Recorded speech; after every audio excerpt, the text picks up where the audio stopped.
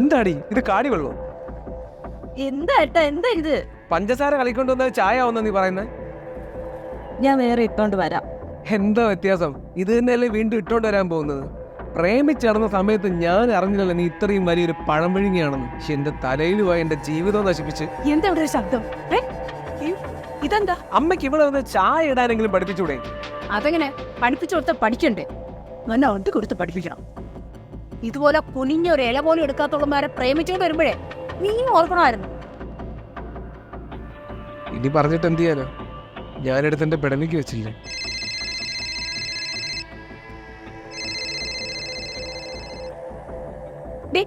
ഉറുമ്പ് കയറുന്നതിന് എവിടെയൊക്കെ തുടച്ച് വൃത്തിയാക്കിയിട്ട് പോയി കുളിച്ചാൽ മതി.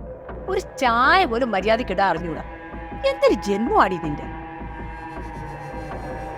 മോളെ വേലി ചാടാനും എന്റെ മോനെ വളയ്ക്കാനും മാത്രമേ നിന്റെ വീട്ടുകാർ പഠിപ്പിച്ചോളാം. എന്തൊരു ജന്മോ.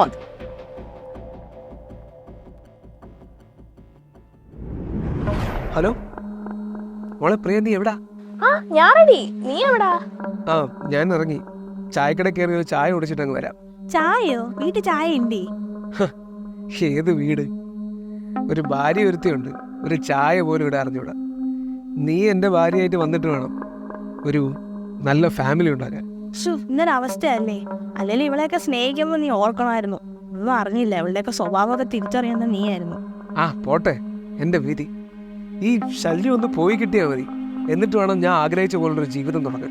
നീ സ്നേഹിച്ചു കെട്ടിയതല്ലേ? ഇവളുടെയൊക്കെ സ്വഭാവമൊക്കെ അന്നേ മനസ്സിലാക്കണമായിരുന്നു. ഇന്നെ പറഞ്ഞിട്ടെന്താ? സ്നേഹിച്ചൊക്കെ തന്നെ, പക്ഷേ വലിയ അബദ്ധമായിപ്പോയി. വീട്ടുകാരെയൊക്കെ വെറുപ്പിക്കുകയും ചെയ്ത് ഒരു പഴം വിഴുങ്ങി പെണ്ണിനെ കിട്ടി. ഒരു ഗുണവുമില്ല. ദിവ്യ, എന്താ അമ്മ? നീ മുറിന്ന് പുറത്തിറങ്ങില്ലേ? ഇവിടെ ഉറച്ചിരിക്കുകയാണോ? അമ്മ, ഞാൻ തറ തുടക്കിയായിരുന്നു. എനിക്ക് ആര് വെള്ളം ചൂടാക്കും? എനിക്ക് കുളിക്കണ്ടേ? എനിക്ക് ആഹാരം കഴിക്കണ്ടേ? പോയി വെള്ളം തിളപ്പിച്ച് പച്ചവെള്ളം ചേർത്ത് ബാത്റൂമിൽ കൊണ്ടുവയ്ക്കും. എന്നിട്ട് എന്നെ വിളിക്കണം. കുളിച്ചിട്ട് വരുമ്പോ കാപ്പി എടുത്ത് വയ്ക്കണം. ഒന്ന് അനങ്ങി നിറ്റടി. ഇങ്ങനെ ഒരുത്തിയാണല്ലോ എന്റെ മോന് കിട്ടിയത്. നീ നാടി തൂങ്ങി നിൽക്കാതോ ഒന്ന് അണി എടുത്തോണ്ട് പോടിയോട്ട്.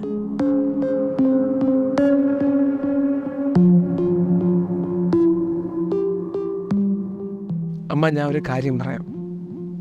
അവളെ അധികം നാൾ ഇവിടെ നിർത്താൻ പറ്റൂല. എന്നെ കൊണ്ട് പറ്റുന്നതൊക്കെ ഞാൻ ശ്രമിക്കുന്നുണ്ട്. അമ്മയും കൂടെ ആഞ്ഞ് പരിശ്രമിച്ചാലേ അവളെ ഇവിടെ നിന്ന് ചാടിക്കാൻ പറ്റും. ചേട്ടാ, എന്നാലും നിനക്ക് പറ്റിയൊരു പറ്റേ.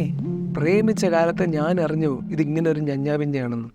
വീട്ടുകാരുടെ കയ്യിലാണെങ്കിൽ പൂത്ത പണമുണ്ട്. പക്ഷെ എൻ്റെ കൂടെ വന്നതിന് ശേഷം അവളെ അടിച്ചിറക്കിയില്ലേ. അതുകൊണ്ട് എനിക്കിപ്പോൾ അവളെ വേണ്ട. അല്ല, ഇവളെ ഇങ്ങനെ ഞാൻ തീറ്റിപ്പോറ്റുന്നതിന് എനിക്കെന്തെങ്കിലും ഒരു ഗുണം വേണ്ടേ? ശരിയടാ, പക്ഷെ പ്രിയായിട്ടുള്ള ബന്ധം ഇപ്പൊ അവൾ അറിയണ്ട കേട്ടാ. ഇനി ആ കാരണം പറഞ്ഞ ആയിരിക്കരുത് നിങ്ങൾ തമ്മിലുള്ള ബന്ധം പിരിയണം, കേട്ടില്ല? അവളായിട്ട് ഇറങ്ങിപ്പോണാണ് നമുക്ക് നല്ലത്. ആ, നോക്കി ചെയ്യാം അമ്മ. പിന്നെ അമ്മയുടെ ഒരു കണ്ണെല്ലാത്തിലും വേണം.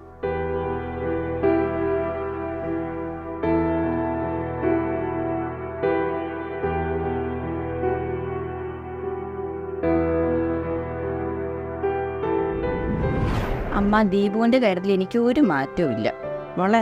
അവൻ നിനക്ക് ശരിയാവോ ഇല്ലെന്നൊക്കെ എനിക്കറിയാം. എനിക്ക് ദീപുവിനെ മതി. അവൻ എന്നെ നന്നായിട്ട് നോക്കും. നിങ്ങൾ നോക്കുന്നേക്കാളും നന്നായിട്ട്. ഞാൻ എന്തായാലും അവൻ്റെ ഇറങ്ങിപ്പോവും നിങ്ങൾ സമ്മതിച്ചില്ലെങ്കിൽ. അമ്മ, എനിക്കൊരു തെറ്റ് പറ്റിപ്പോയി. ഞാൻ ഇനി എന്ത് ചെയ്യും? അമ്മയുടെ സൗണ്ട് എനിക്കൊന്ന് കേൾക്കണം. ഈ ഒളിച്ചും പാത്തോളെ കാണലൊക്കെ എന്നാ ദീപു നിൽക്കുന്നേ? എന്റെ വീട്ടിൽ കല്യാണം ആലോചിച്ച് തുടങ്ങിയിട്ടുണ്ട് കേട്ടോ. മോളെ, നീ ടെൻഷൻ അടിക്കാതെ. അവള് വൈകാതെ അവളുടെ കാമുകനോട് ഒളിച്ചോടിക്കും. പിന്നെ നമുക്ക് മുന്നിൽ ഒരു തടസ്സം ഉണ്ടാവില്ല. എന്നല്ലേ സ്നേഹിച്ച് കല്യാണം കഴിച്ചു, അവളുടെ കാമുകൻ തിരിച്ചു വരുന്നു. ഇപ്പൊ അവൾക്ക് നിന്നെ വേണ്ടതാനും. എന്ത് ചെയ്യാനാ? എല്ലാം ശരിയാവുമെന്ന് എനിക്ക് തോന്നുന്നേ. അതെ, വിധി അല്ല എന്ന് പറയാന്. അവള് പോയിട്ട് വേണം നമുക്കൊരുമിച്ചൊരു നല്ല ലൈഫ് തുടങ്ങാൻ. ശരിയാവണം.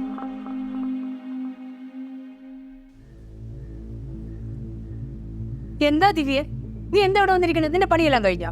ഏകദേശം ഒതുങ്ങിയ അമ്മ. ഏകദേശം? അപ്പൊ ഈ മോളിൽ കിടക്കുന്ന എന്റെ തുണിയൊക്കെ ആരും മടക്കി വെക്കും? നല്ല വെയില അമ്മ, കുറച്ച് കഴിഞ്ഞിട്ട് മടക്കാം. പിന്നെ എനിക്ക് നല്ല വയ്യായികയുണ്ട്. നല്ല ചൂടോടുകൂടി മടക്കി വെച്ചാലേ തുണികളൊക്കെ ഫ്രഷ് ആയിട്ടിരിക്കുള്ളൂ. അത് കഴിഞ്ഞിട്ട് വന്ന് ആഹാരം കഴിച്ചാൽ മതി. അല്ലേലും സമയത്തിന് ആഹാരം കഴിച്ചാലേ നല്ല ക്ഷീണം ഉണ്ടാവും. ശരിയമ്മ.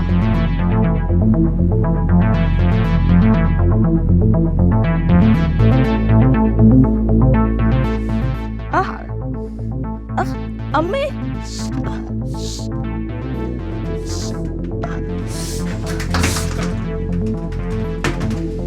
അയ്യോ അയ്യോ, എന്ത് പറ്റി ദിവ്യേ?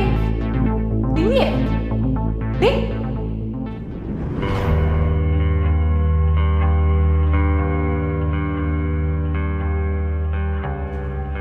അമ്മ എന്ത് എവിടെ ഇരിക്കുന്നത്?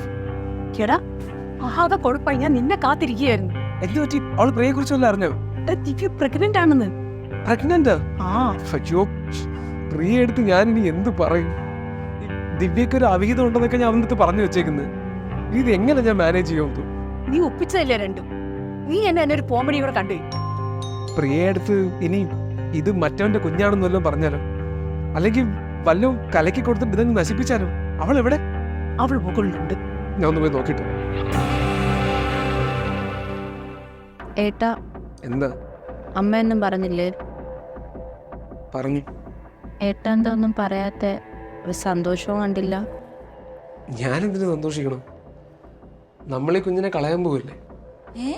കളയാനോ? ഏട്ടൻ എന്തൊക്കെയാ പറയുന്നേ? അതിന് മാത്രം ഇപ്പൊ എന്താ ഉണ്ടായേ? ഞാൻ എങ്ങനെ വളർത്തു ഇതിനെ? ഞാനിപ്പോ ഒരു അച്ഛനാവാൻ തയ്യാറല്ല. നിന്റെ ചെലവ് കൂടാതെ ഇനി പ്രസവ ചെലവും കൂടെ. എടി, നീ കെട്ടിക്കേറി വന്ന്, പക്ഷെ 10 പൈസ നീ കൊണ്ടുവന്നിട്ടില്ല. അത് നിനക്കറിയാലോ. സ്നേഹിച്ചോണ്ടിരുന്നപ്പോ ചേട്ടൻ പറഞ്ഞല്ലേ എന്റെ വീട്ടുകാരുടെ ഒന്നും വേണ്ടെന്ന്. അത് അന്നത്തെ ആ വീറിലും വാശിയിലൊക്കെ ചെയ്തതല്ലേ. പിന്നെ ജീവിതത്തോട് അടുത്തപ്പല്ലേ ഇതിൻ്റെ അകത്തുള്ള സത്യാവസ്ഥയൊക്കെ മനസ്സിലാവുന്നത്. ലൈഫിലെ എപ്പോഴും പ്രിപ്പയർഡ് ആയിരിക്കണം. നാളെ റെഡിയായി നിൽക്കണം. നമ്മൾ ഡോക്ടറെ അടുത്ത് പോകും. ഇല്ല, ഞാൻ വരില്ല. എനിക്കെന്റെ കുഞ്ഞെ കളയാൻ പറ്റൂല. ദിവ്യ, എന്റെ കൈ മെനക്കെടുത്തരുത്. ഒന്നുകിൽ നീ നാളെ എൻ്റെ കൂടെ ആശുപത്രിയിൽ വാ, അല്ലെങ്കിൽ വീട്ടിൽ പോയി പൈസ വാങ്ങിച്ചോണ്ട് വാ. ഇതിലെന്തെങ്കിലും ഒന്ന് നടന്നേ പറ്റൂ. ഈ 2 കാര്യവും നടക്കത്തില്ല. നടത്താൻ എനിക്ക് അറിയാം മോളെ. നിന്നെ കൊന്നിട്ടാണെങ്കിലും ഞാനത് നടത്തിയിരിക്കും. ആ കോളിപ്പോ എടുക്കണ്ട. നമ്മൾ ലൈഫിലെ പ്രധാനപ്പെട്ട കാര്യം സംസാരിച്ചോണ്ടിരിക്കുക. ആരും വിളിച്ചാലും അത് പിന്നെ സംസാരിച്ചാൽ മതി അവരോട്. അത് നീ അങ്ങ് തീരുമാനിച്ചാൽ മതിയോ? പിന്നെ തീരുമാനങ്ങളൊക്കെ എടുത്തു കഴിഞ്ഞു. നാളെ നമ്മൾ ഡോക്ടറെ അടുത്ത് പോകുന്നു. നീ റെഡി ആയിരുന്നോളൂ. ഇല്ല, ഞാൻ വരില്ല. നിക്ക്, ഞാൻ ഈ കോളം എടുത്തിട്ട് ഒന്ന് സംസാരിക്കാം. എടുക്കണ്ടെന്ന് ഞാൻ പറഞ്ഞല്ലേ. ഇപ്പൊ ഇത്ര അത്യാവശ്യം ആർക്കാ ഇതിനെ വിളിക്കാൻ കിടന്ന്? ദേ, ഇതിലൊന്നും നീ ഇടപെടണ്ട. ഇടപെടും. എനിക്കൊന്നും അറിയില്ല നേട്ടം വിചാരിക്കരുത്. പിന്നെ വെറും മണ്ടിയാക്കല്ലേ. ലാസ്റ്റ് ഒരു അവസരം കൂടി ഞാൻ തരാം. അവളുടെ കോണ്ടാക്ട് അങ്ങ് ഡിലീറ്റ് ചെയ്തേക്കും. എന്നിട്ട് നമ്മുടെ കുഞ്ഞായിട്ട് നമുക്ക് ഒന്നിച്ചങ്ങ് ജീവിക്കാം. ചേട്ടാ, ഫോണിങ് തന്നെ. മോളെ, നീ ഇതെല്ലാം അറിഞ്ഞ സ്ഥിതിക്ക് നിന്റെ അടുത്തൊരു കാര്യം പറയാം. നിനക്കാണ് ഓപ്ഷൻ ഇല്ലാത്തത്, എനിക്കല്ല. ഇവിടെ ഒരു പട്ടിയെ പോലെ പുഴുത്ത് ജീവിക്കാനേ നിനക്ക് പറ്റൂ. അല്ലാതെ നിനക്ക് പോകാൻ വേറൊരിടമില്ല. അത് ഓർത്ത് നിന്നാ നിനക്ക് കൊള്ളാം. മോളെ, ഞാൻ പറയുന്നത് നീ കേൾക്ക്. നമുക്ക് ഈ ബന്ധം അത്ര നല്ലതല്ല. അന്വേഷിച്ചിടത്തോളം ദീപു അത്ര നല്ലവനല്ലെന്നാണ് ഞാൻ അറിഞ്ഞത്. അതുകൊണ്ടാണ് പറയുന്നത്, നീ മനസ്സിലാക്ക്. ചേട്ടാ, ഞാൻ എല്ലാം മനസ്സിലുറപ്പിച്ചു കഴിഞ്ഞു. നിങ്ങൾ ഈ വിവാഹം നടത്തി തന്നില്ല എന്നുണ്ടെങ്കിൽ ഞാൻ ഇറങ്ങിപ്പോ. അല്ല, മാന്യമായിട്ട് നിങ്ങൾ നടത്തി തരണമെങ്കിൽ അങ്ങനെ. പിന്നെ ചേട്ടൻ്റെ പേടി എന്താണെന്നൊക്കെ എനിക്കറിയാം. ഞാൻ ഇവിടെ നിന്ന് പോയാലുവേ ഒരു ഓഹരിയും ചോദിച്ച് ഞാൻ ഇങ്ങോട്ട് വരത്തില്ല. ഒന്നും വേണ്ടാന്ന് ദീപു ചേട്ടൻ നേരത്തെ പറഞ്ഞിട്ടുണ്ട്. ഏട്ടാ, അവിടെ നില്ല്. ഏട്ടാ നില്ല്. ഞാൻ അവളുടെ ജീവിക്കാൻ ഞാൻ സമ്മതിക്കില്ല. ഇത് വലിയ ശല്യമായല്ലേ? ഇപ്പൊ ഞാൻ ശല്യോ? ഏട്ടാ, ഞാൻ പറയുന്ന ഒന്ന് കേക്ക്. ഏട്ടനോട് തെറ്റ് പറ്റിയതാ. അതൊക്കെ മറന്ന് നമുക്കടെ കുഞ്ഞുമായിട്ട് ഒന്നിച്ച് ജീവിക്കാം. പ്ലീസ് മോളെ, നീ ഒരു റിയാലിറ്റി മനസ്സിലാക്ക്. നിന്നെ വിളിച്ചിറക്കി കൊണ്ടുവന്നപ്പോൾ ഉണ്ടായിരുന്ന ചൂടും ചൂരുമൊന്നും ഇപ്പൊ ഇല്ല. എന്നെ സംബന്ധിച്ചിടത്തോളം നീ ഉപയോഗം കഴിഞ്ഞൊരു വസ്തു മാത്രം. അത് മനസ്സിലാക്കിയിട്ട് എൻ്റെ പൊന്നു മോളെ, നീ ഒന്ന് ഒഴിഞ്ഞതാ. ഏട്ടാ, നമ്മുടെ കുഞ്ഞ്. നമ്മുടെ കുഞ്ഞോ? എടി, എനിക്ക് അങ്ങനെ ഒരു കുഞ്ഞില്ല. എനിക്ക് ആ കുഞ്ഞിനെ വേണ്ട. എന്താടാ അവിടെ? എടാ മോനെ, നീ അവൾക്കൊരു ചാൻസും കൂടെ കൊടു. അവളൊന്നുമില്ല, വയറ്റിലുള്ളതല്ലേ. ദിവ്യേ, നീ നാളെ തന്നെ വീട്ടിൽ പോയി നിൻ്റെ പൈസ എല്ലാം വാങ്ങിച്ചുകൊണ്ട് വരണം. പിന്നെ ഇവിടെ ബുദ്ധിമുട്ടാണെന്നൊന്നും പറഞ്ഞല്ലേ പോയി വാങ്ങിക്കേണ്ടേ. നിൻ്റെ അവകാശമാണെന്ന് പറഞ്ഞ് തരാനുള്ളതെല്ലാം വാങ്ങിച്ചുകൊണ്ട് വരണം. അമ്മ, ഏട്ടൻ എന്നെ വിളിച്ചിറക്കിക്കൊണ്ട് വന്നപ്പോൾ എൻ്റെ വീട്ടിലെ ഒന്നും വേണ്ടെന്ന് പറഞ്ഞ് എന്നെ കൊണ്ടുവന്നത്. അല്ലെങ്കിൽ തന്നെ അവരെ കണ്ണീര് പിടിപ്പിച്ചിട്ടാണ് ഞാൻ ഇറങ്ങി വന്നേ. പിന്നെ എൻ്റെ പങ്ക് ഞാൻ എങ്ങനെ പോയി ചോദിക്കും? എൻ്റെ അച്ഛനൊരു അറ്റാക്ക് വന്നതാ. എൻ്റെ ചേട്ടൻ എല്ലാവരും മുമ്പിൽ അപമാനിക്കപ്പെട്ടു. ഇനി എങ്ങനെ ഞാൻ അവരുടെ മുമ്പിൽ പോയി കൈ നീട്ടുന്നേ? നീ ഒരു നടക്ക് പോവില്ലടി. ഞാൻ പറഞ്ഞതെല്ലാം തിരിച്ചെടുത്തു. ഞാൻ പറഞ്ഞതല്ലേ കാര്യമില്ലെന്ന്. വേസ്റ്റ് അമ്മ ഇവള്.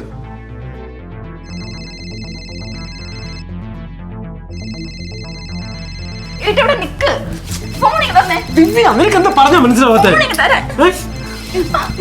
അല്ലെങ്കിലേ ഇത് പിന്നെ ചെയ്യാം. ആദ്യം ഇവളുടെ കാര്യം ചെയ്യാം. പോ ഇങ്ങോട്ട്. ഹലോ, ഡോക്ടർ അനു അല്ലേ? ആ, എൻ്റെ ഒരു സുഹൃത്താണ് ഈ നമ്പർ തന്നത്. എൻ്റെ വൈഫിന് ചെറിയൊരു ഹെൽത്ത് ഇഷ്യൂ ഉണ്ട്. ഒന്ന് വീട് വരെ വന്ന് നോക്കാൻ പറ്റും? ഇല്ല, ആൾക്ക് ഹോസ്പിറ്റലിലേക്ക് ട്രാവൽ ചെയ്യാനൊരു ബുദ്ധിമുട്ടുണ്ട്. അതാ. ആ, ഞാൻ ലൊക്കേഷൻ ഇട്ടേക്കാം. Thank you. വൈകുന്നേരം ആളൊന്ന് തലയിറങ്ങി വീണായിരുന്നു. അതിനുശേഷം ഭയങ്കര ക്ഷീണമാണെന്ന് പറഞ്ഞ് അങ്ങനെ കിടപ്പാണ്. ആശുപത്രിയിലോട്ടൊന്നും കൊണ്ടുവരാൻ പറ്റില്ല. അതാ ഡോക്ടറിനെ വീട്ടിലോട്ട് വിളിപ്പിച്ചത്. എന്നിട്ട് ആളെവിടെ?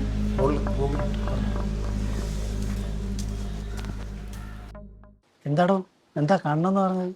എടാ, ഞാൻ കുറച്ച് ദിവസം മുമ്പേ ഒരു പേഷ്യൻറ്റിനെ കാണാൻ പോയിട്ടുണ്ടായിരുന്നു. അത് നിൻ്റെ അനിയത്തിയായിരുന്നു. പക്ഷെ അവക്കെന്നെ മനസ്സിലായിട്ടില്ല. എനിക്കവളെ അറിയാമല്ലോ. അവർക്ക് എന്തെങ്കിലും വിശേഷമുണ്ടോ? നീയപ്പോൾ ഇതൊന്നും അറിയാറില്ലല്ലേ? വിശേഷമൊക്കെ ഉണ്ടായിരുന്നു. പക്ഷെ അവനും അവൻ്റെ അമ്മയും കൂടെ ഉണ്ടല്ലോ, അത് നശിപ്പിച്ചു.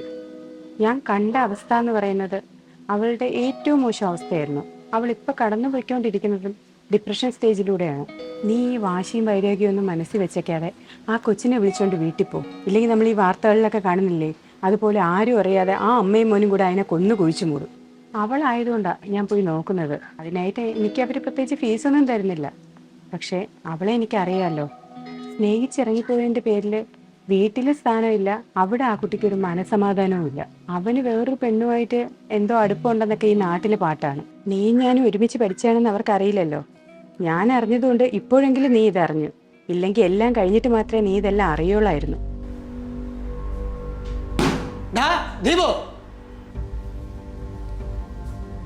നീ ഏതാടാ? മാറുന്നില്ല തള്ളേ. നിങ്ങളുടെ മോൻ എവിടെ? എന്റെ വീട്ടിൽ കയറി വന്നിട്ട് എന്റെ അടുത്ത് മാറി നിൽക്കാനാ? നീ ആരടാ? തള്ളേ, എന്റെ അനിയത്തി എവിടെ? അവളെ കൊണ്ടുവരാൻ ഞാൻ വന്നത്. നീയായിരുന്നോ ആ മെനകെട്ടവളുടെ ചേട്ടൻ? ഇപ്പോഴെങ്കിലും വന്നല്ലോ, വലിയ ഉപകാരം. ആ പ്രാന്തിയെ വിളിച്ചോണ്ട് പോടാ. നാറി, നീ എന്റെ കൊച്ചിനെ, ഞാൻ എല്ലാം അറിഞ്ഞടാ. നിന്നെ ഞാൻ വെറുതെ വിടില്ല. ഡാ, അവള് മേളിലത്തെ സ്റ്റോർ റൂമിൽ കിടപ്പുണ്ട്. വേണമെങ്കിൽ പോയി വിളിച്ചോണ്ട് പോകും. കുറേ പൈസ ചിലവാക്കി, ഇനി ചിലവാക്കാനൊന്നും വയ്യ. ഇനി അവൾ അവിടെ കിടന്ന് ചാവും. ജീവനോട് വേണമെങ്കിൽ കൊണ്ടുപോകും.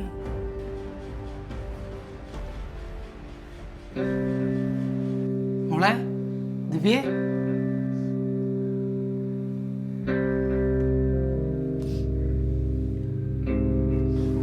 വാ മോളെ, നമുക്ക് പോവാം.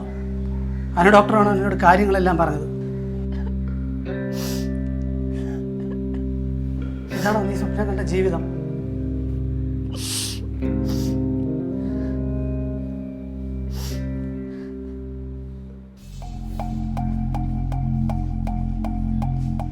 അതെ, അവളെ കൊണ്ട് പോകുന്നതൊക്കെ കൊള്ളാം. ഇവളെ ഇനി ഇവിടെ തിരിച്ചു കൊണ്ടുവരാന്ന് വിചാരിക്കും. മാറി, നിന്നെ ഞാൻ വെറുതെ വിടില്ലടാ. ഞാൻ ഇവളെ വിളിച്ചോണ്ട് പോയെന്ന് കരുതി നീ അവളെയായിട്ട് പൊറുക്കാമെന്ന് വിചാരിക്കണ്ട. ഇവളെയും കൊണ്ട് ഇപ്പം ഞാൻ പോകുന്നതേ പോലീസ് സ്റ്റേഷനിലേക്കാ. ഡാ, നിനക്ക് എന്നെ ഒന്നും ചെയ്യാൻ പറ്റൂല. നീ സ്റ്റേഷനിൽ പോയാലും ഞാൻ അവിടെ വന്നിട്ട് പറയും, ഈ ഭ്രാന്തിയും അവളുടെ കുടുംബവും കൂടെ ഉണ്ടാക്കുന്ന കഥയാണിതെന്ന്. മനസ്സിലായി? ഇതും കൂടെ പോയി നീ പോലീസ് സ്റ്റേഷനിൽ പറഞ്ഞു.